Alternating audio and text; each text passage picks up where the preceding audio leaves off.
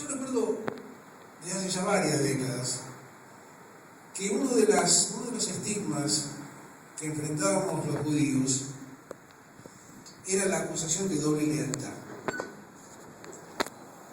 No se entendía bien o no se quería entender el significado del Estado de Israel. ¿Qué significaba ser judío? ¿Por qué la centralidad de Israel? Y cómo, si uno proclamaba su condición judía y admitía el fenómeno irreversible y bienaventurado de la existencia de un Estado, de todos modos desplegaba su vida familiar y profesional en la República Argentina. La acusación de doble lealtad, que se remonta a los siglos, y de esto saben mucho más Marcos y Santiago de lo que yo puedo decir, es uno de esos estigmas importantes. Eso fue el caso de Dreyfus, que era judío o era francés. Y ahí tenemos la declaración increíble del jefe de la bancada kirchnerista de la Cámara de Senadores cuando diferenció judíos de argentinos. Judíos argentinos y judíos argentinos. Pero algo bueno ha pasado, sin embargo, que es lo que explica un fenómeno mucho más importante de lo que yo puedo decir de mí, que yo esté sentado acá y que haya puesto mi nombre, mi firma y mi voluntad en una lista. Me lo han preguntado mucho. Y lo bueno que ha sucedido, no sé cómo, pero es un fenómeno que se ha ido dando en la Argentina, me parece que hay una mayor tolerancia, una mayor aceptación del hecho de que uno tenga una personalidad compleja, en donde se integran matices y aspectos que provienen de diferentes experiencias y que no son contradictorias ni excluyentes. Cuando en las últimas elecciones en Italia aparecieron conocidos argentinos de origen italiano que terminaron inclusive electos como senadores de la República Italiana, cosa que nosotros no aspiramos a hacer, porque no creo que la Knesset nos admitiera.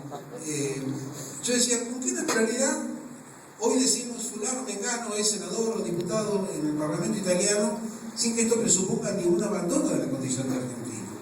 O sea que la doble lealtad como imputación ha desaparecido. Yo no hice este razonamiento calculador. Sencillamente, como lo hice toda mi vida, yo nunca cambié mi apellido, nunca dejé de decir que soy judío porque soy judío a mi manera, como son todos los judíos. Sencillamente me pareció que en esta oportunidad, la ocasión, absolutamente ameritaba que ante la propuesta que se me hizo de dar una mano, de poner apenas un hombro en un esfuerzo conjunto, valía la pena. ¿Y por qué valía la pena? Porque el episodio tan notorio de la denuncia del pacto clandestino del grupo gobernante hoy en la Argentina con el régimen de Irán, en el fondo es apenas, con todo lo que tiene de grave e de importante, en el fondo es una anécdota. Habla de un sistema de acumulación de poder, habla de una ausencia de escrúpulos, habla de una mirada no solamente oportunista, sino en muchos casos aviesa de cómo son las cosas en el mundo y cómo son las cosas en la vida.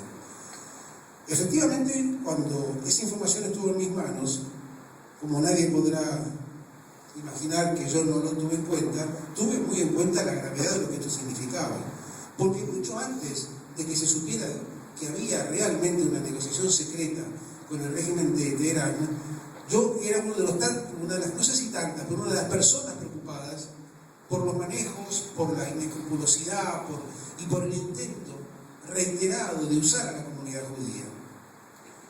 Había percibido desde el primer momento que la actitud del grupo gobernante era del más claro cuño oportunista. Partía de una serie de supuestos, muchos de ellos que son tradicionalmente antisemitas. Los judíos son poderosos, los judíos norteamericanos son muy poderosos y los judíos de los Estados Unidos además forman un lobby que maneja literalmente los asuntos del mundo. Hay que tratarlos con cuidado y con inteligencia. Me parece que había en todo esto ni siquiera una construcción ideológica judeofóbica o antisemita, sino sencillamente una construcción de poder que es la misma que se ha aplicado a otros aspectos de la vida nacional, para con los sindicatos, para con los docentes, para con las centrales obreras, para con los profesionales, para con los partidos políticos, para con la comunidad judía. Y a esto quiero llegar. Hemos vuelto a tener entre nosotros, en la comunidad judía, delante nuestro, el peligro y el fantasma, y la realidad más que el fantasma, de un acercamiento absolutamente promiscuo con el poder político secular. Nos han traído y nos han llevado. A propósito de la tragedia de la AMIA, que sigue estando impune, se aceptaron cosas que no se deberían haber aceptado.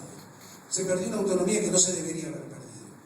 Se entraron en especulaciones y en silencios y en tolerancias con personajes para los que no podría haber habido ningún tipo de pacto, ni de acuerdo, ni de complicidad. Una vez más la comunidad judía volvió a ser utilizada aviesamente. Y lo que es mucho más grave, porque como ustedes saben, para el tango hace falta dos, es que esa utilización contó con la prestación de servicios deliberada de muchos amigos nuestros que, por razones que a mí se me escapan y que son realmente misteriosas, parecerían haber descubierto en este gobierno algo que nunca antes existió. De modo tal que cuando aparece, como sucede con toda comunidad que se maneja con criterios democráticos, finalmente la posibilidad de dirimir a través del voto de los afiliados los destinos de esto, que es ni más ni menos que una comunidad, como bien se dijo recién, a mí me pareció oportuno decir, bueno, yo estoy presente, yo no puedo sacar mi apoyo ni mi participación de esto, más allá de que no haya estado nunca en mis planes ni en mi plan de vida, menos la idea de tener un rol directivo en la comunidad. Creo que es una oportunidad para participar, creo que es una oportunidad para marcar realmente con orgullo y con serenidad y con firmeza una postura de independencia, de advertir que estamos, y este es mi pensamiento, con el que no pretendo involucrar a ninguno de mis compañeros, pero es el mío, además en el caso mío es muy público porque lo expreso todas las semanas y todos los días, estamos en una situación política extraordinariamente delicada en Argentina, con un país que se sigue llamando democrático, en tanto y en cuanto persiste en la mecánica electoral, pero en donde han ido desapareciendo de manera terriblemente peligrosa la división de poderes, y en donde, este es un tema que ustedes imaginarán, puedo dar fe de eso, sigue en acto una ofensiva contra el periodismo y contra los medios que, como intelectuales judíos, como demócratas a secas, no podemos menos que denunciar. Es un momento peligroso en donde no me cabe duda de que en el seno del grupo gobernante, no digo toda su totalidad, pero en el seno del grupo gobernante hay personajes, hay proyectos que son peligrosos y que no son democráticos, ni mucho menos republicanos. En consecuencia, yo creo que los judíos argentinos, que no es una expresión contradictoria, los judíos argentinos, tenemos aquí la posibilidad de presentarnos, de decir que existimos, de decir que no somos masa de maniobra, que no somos la plastilina de nadie para ningún enjuague político y que tenemos derecho a tener una comunidad que no esté orientada. Recién me preguntaba un colega si esto es de algún modo el punto de partida de una oposición. No, acá no hay ninguna oposición. Nuestra tarea no es oponernos al gobierno nacional. Este gobierno ha sido elegido por la gente y será reemplazado por la gente en las elecciones.